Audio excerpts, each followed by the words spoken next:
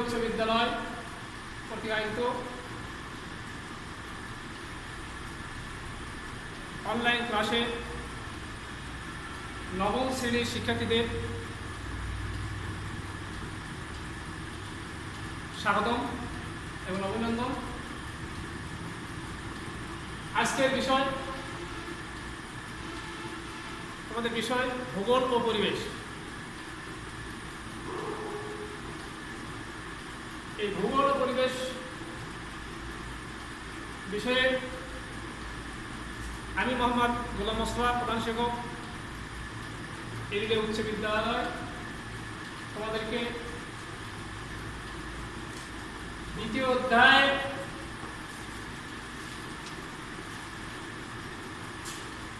মহাবিশ্ব ও আমাদের পৃথিবী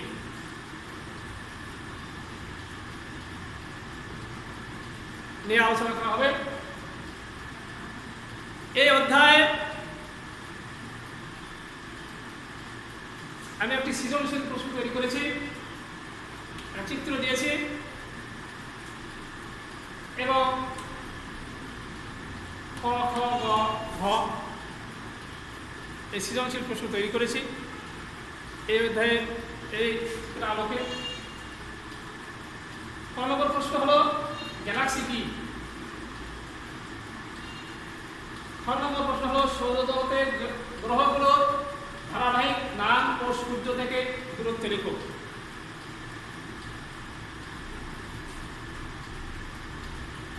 গ নম্বর প্রশ্ন হলো আণবিক গতির ফলাফল ও প্রভাব বর্ণনা।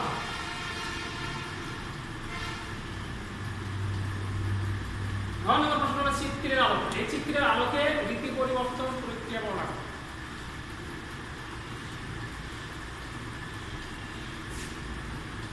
প্রথম প্রশ্ন আমরা আসি। পৃথিবী মানবজাতির অবস্থান। পৃথিবীর চারদিকে ঘিরে রয়েছে অসীম মহাকাশ। এই মহাকাশের শুরু ও শেষ নেই, আদি অনন্তহীন এই আকাশকে আমরা বলি মহাকাশ। চন্দ্র, সূর্য, গ্রহ, নক্ষত্র, ধূমকেতু, উল্কা, নীহারিকা, পালসার, গ্যালাক্সি, কৃষ্ণ বামন, কৃষ্ণ গহ্বর ইত্যাদি ইত্যাদি নিয়ে এই মহাকাশ। এই মহাকাশের একটি অংশ হল গ্যালাক্সি।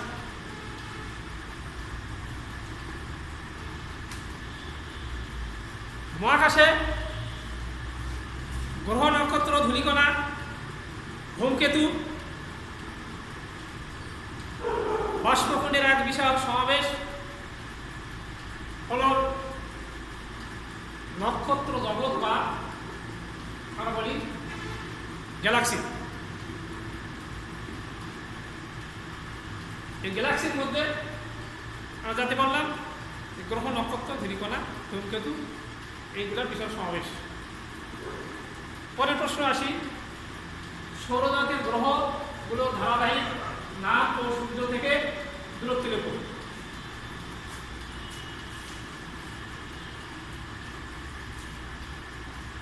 এই মহাকাশের একটি অংশ হল সৌরজগৎ। সৌরজগতে সূর্যকে ঘিরে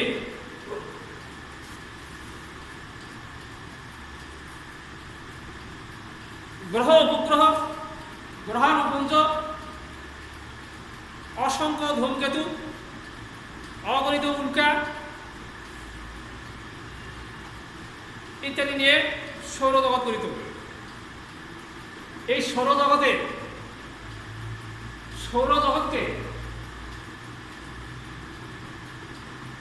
কতগুলো গ্রহ প্রতিনিয়ত পরিভ্রমণ করছে। বিজ্ঞানীরা এ পর্যন্ত 8টি গ্রহের সন্ধান পেয়েছে। সেগুলো সূর্য থেকে দূরত্ব অনুসারে এক হলো বুধ,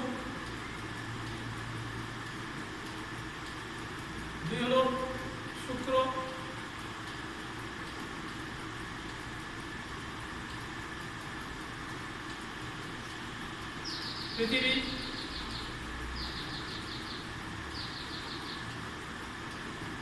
মঙ্গল,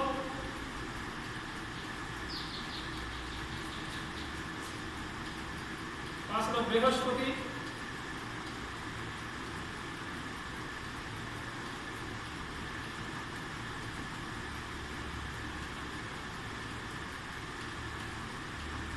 শনি,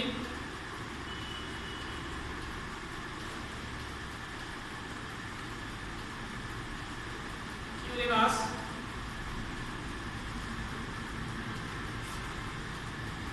নেপচুন।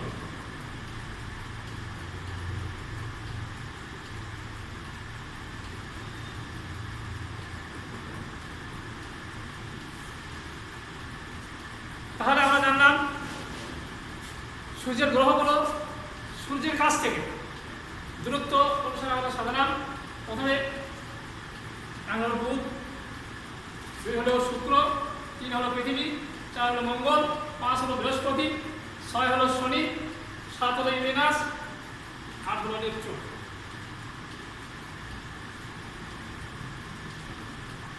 এই সূর্য থেকে বুধের দূরত্ব 5.8 কোটি কিলোমিটার।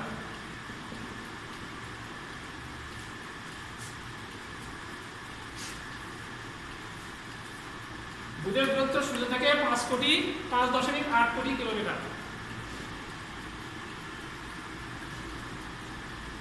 শুক্র 10.8 কোটি কিলোমিটার।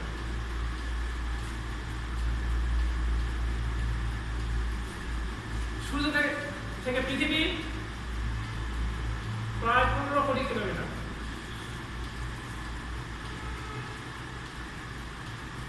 মঙ্গল 22.8 কোটি কিলোমিটার।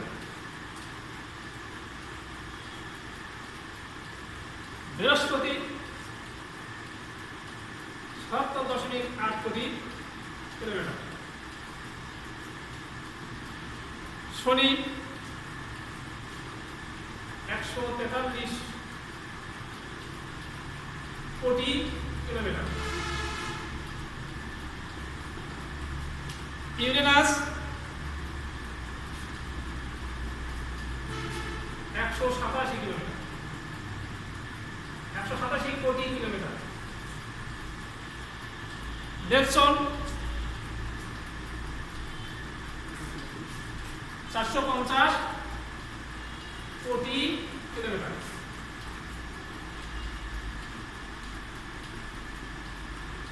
তাহলে আমরা জানলাম বুধ 5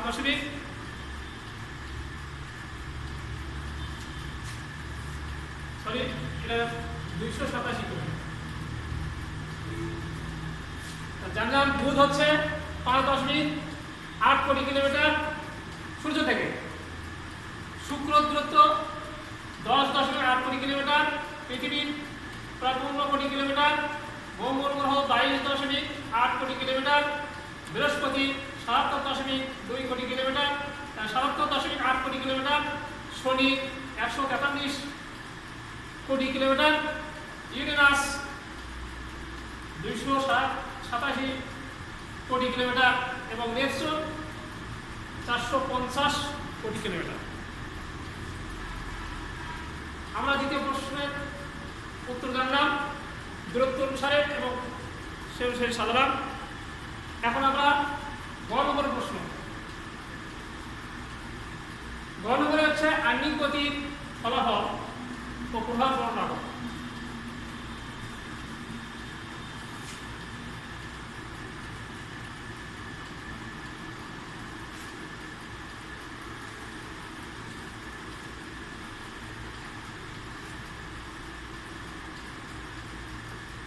আমরা আমাদের আবাসস্থল পৃথিবী এবং সৌরজগতের একটি গ্রহ পৃথিবী এবং এই সৌরজগতের আদর্শ গ্রহ বলে বিবেচিত পৃথিবী। এই পৃথিবী থেকে তৃতীয় স্থানে তার নিজস্ব কক্ষপথে পরিভ্রমণ করছে। এই পরিভ্রমণ করতে যে আমরা এই পৃথিবীটা তার কক্ষপথে লাঠিমের মতো ঘুরতেছে, লাঠিমের মতো ঘুরতে ঘুরতে ঘুরতে ঘুরতে তার কক্ষপথে একবার ঘুরে আসে 365 দিন 5 ঘন্টা 48 মিনিট 47 সেকেন্ডে। এই যে পৃথিবী তার কক্ষপথে অর্থাৎ 365 দিন যে তার কক্ষপথে ঘুরে আসে, এই কক্ষপথে লাঠিমের মতো ঘুরতে এক পা ঘুরতে যে সময় লাগে এটা হলো পৃথিবীর আহ্নিক গতি।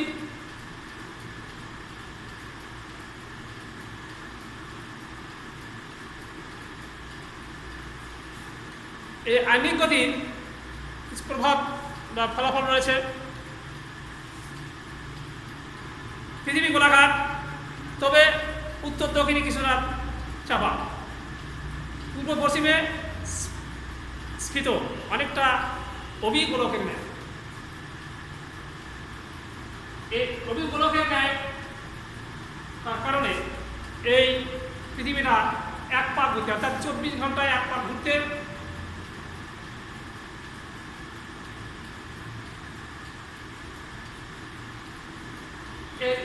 যে সময় লাগে এটাকে আমরা বলি পৃথিবীর আহ্নিক গতি।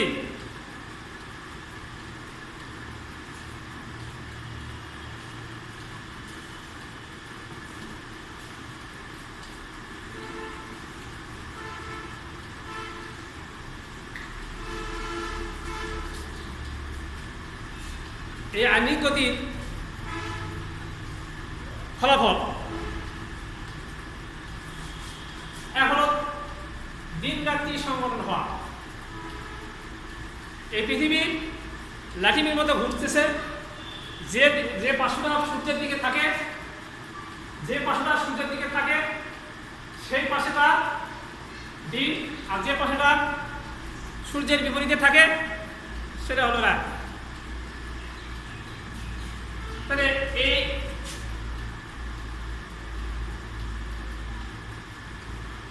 দিবারাত্রি সংগঠন,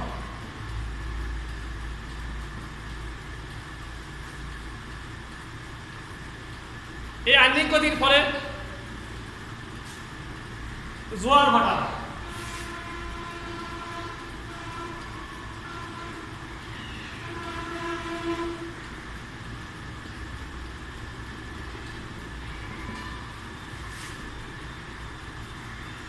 এই আহ্নিক গতির ফলে বায়ু প্রবাহ ও সমুদ্রের সৃষ্টি হয়, সমুদ্র স্রোতের সৃষ্টি হয়। বায়ু প্রবাহ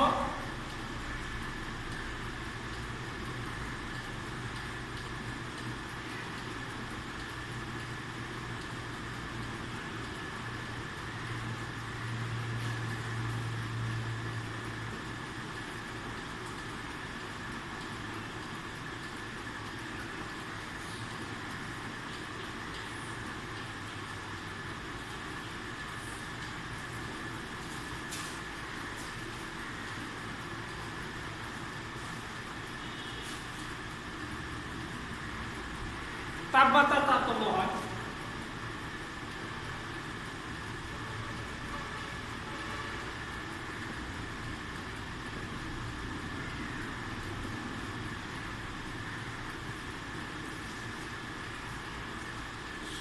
সময় নির্ধারণ হয়।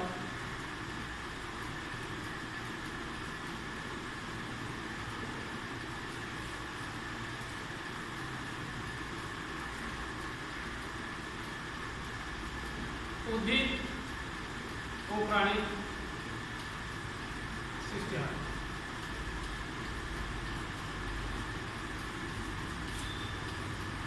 তাহলে আমরা জানলাম এই আহ্নিক গতির ফলে দিবারাত্রি সংঘটন হয়।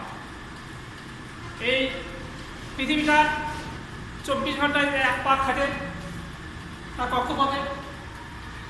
পৃথিবীর যে পার্শ্ব সূর্যের দিকে থাকে সেই পার্শ্ব দিন, এবং যে পার্শ্ব বিপরীত দিকে থাকে সেই পাশে অন্ধকার, তাকে বলি রাত। তারপরে এই জোয়ার ভাটা সংঘটন হয়। পৃথিবীতে ঘুরতেছে, এই পৃথিবীতে সূর্যের টানে এবং পৃথিবীর একটা উপগ্রহ, একমাত্র উপগ্রহ চাঁদ, চাঁদের টানে সমুদ্রের জোয়ার এবং ভাটা সৃষ্টি হয়।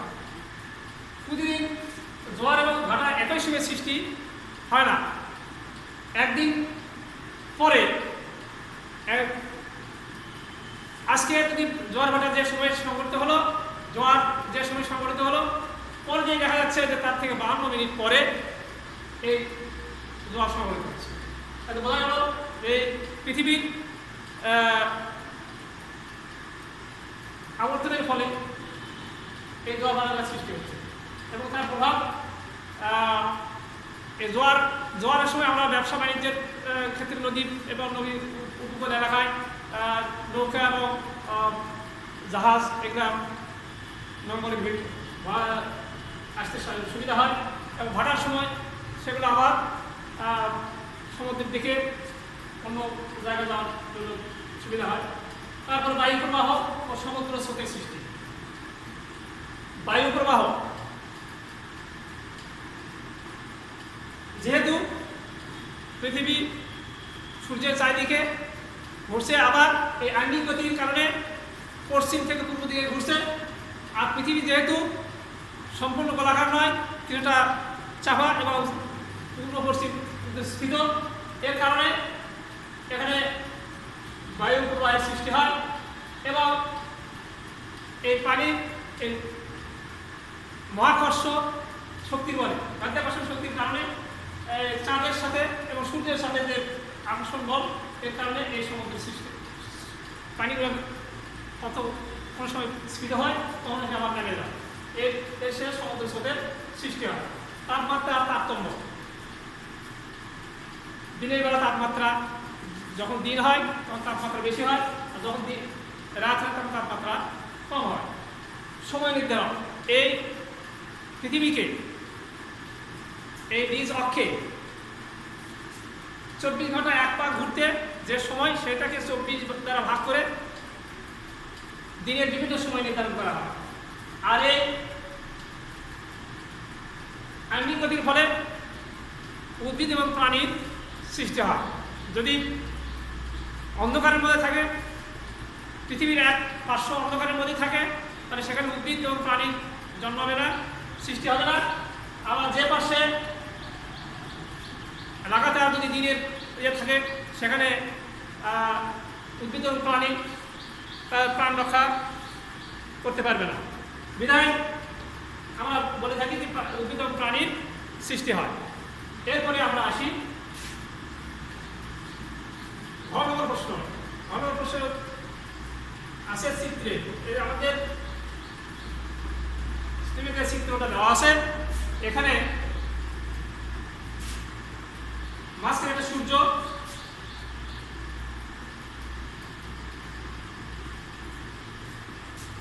এই সূর্য থেকে এটা বিভিন্ন পৃথিবীর বিভিন্ন অবস্থান দেখানো হয়েছে।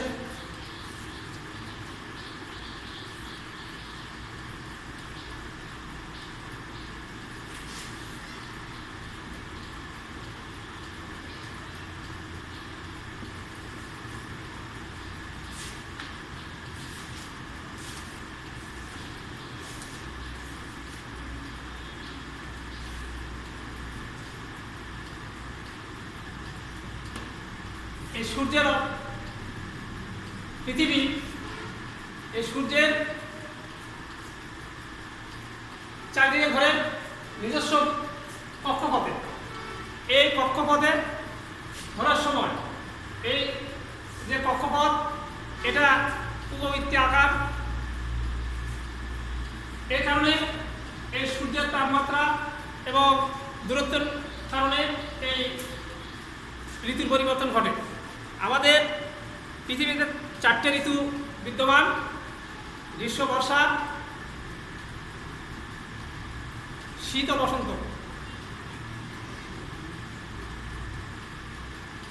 গ্রীষ্ম, বর্ষা, শরৎ, বসন্ত।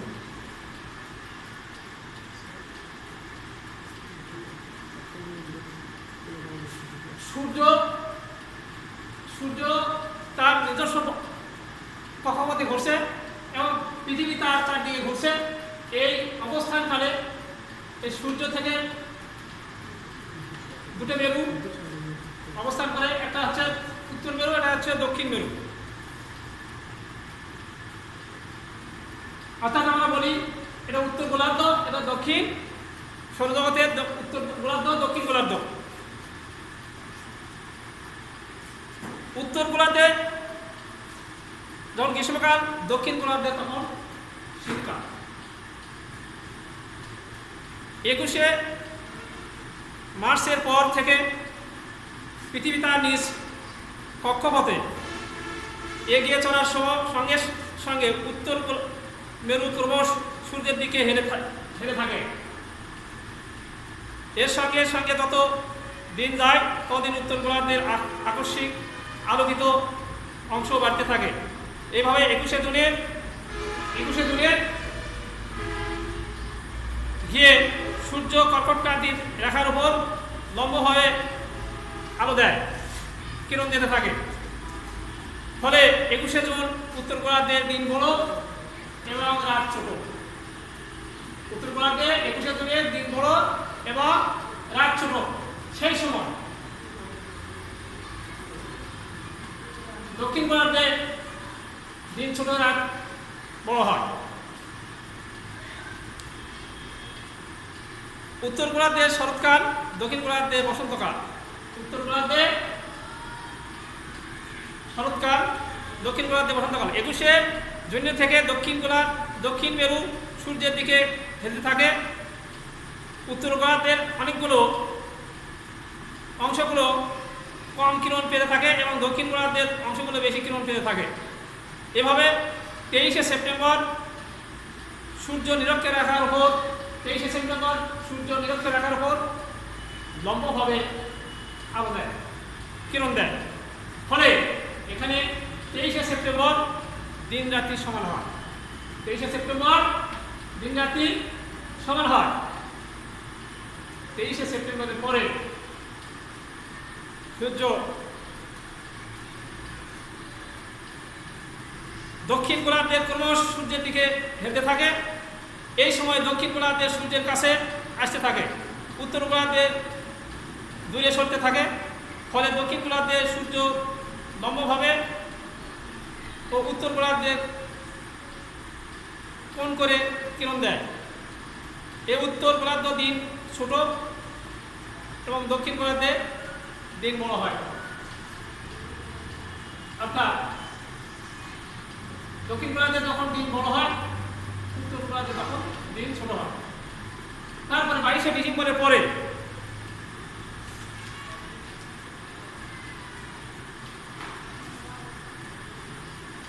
থেকে 21শে মার্চ পর্যন্ত, 22শে ডিসেম্বরের পর থেকে 21শে মার্চ পর্যন্ত এই পৃথিবী সরে আসে।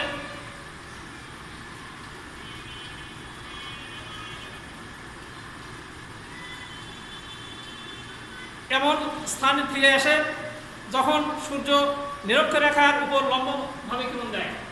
যখন সূর্য এই নিরক্ষরেখার রেখার উপর লম্বভাবে কিরণ দেয়, আর তখন 21শে মার্চ তখন আবার দিন রাত্রি সমান হয়। তাহলে আমরা বুঝলাম 23শে সেপ্টেম্বর এবং 21শে মার্চ এই